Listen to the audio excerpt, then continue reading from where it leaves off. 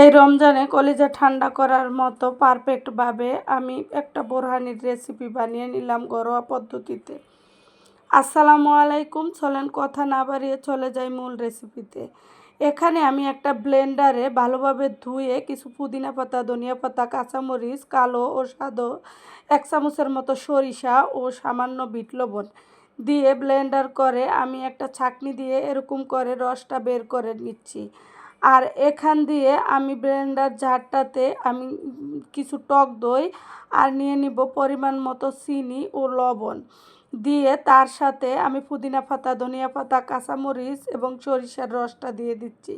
দিয়ে আবার ব্লেন্ডার করে পারফেক্টভাবে একদম কলিজা ঠান্ডা হওয়ার মতো একটা বোরহানির রেসিপি বানিয়ে নিচ্ছি।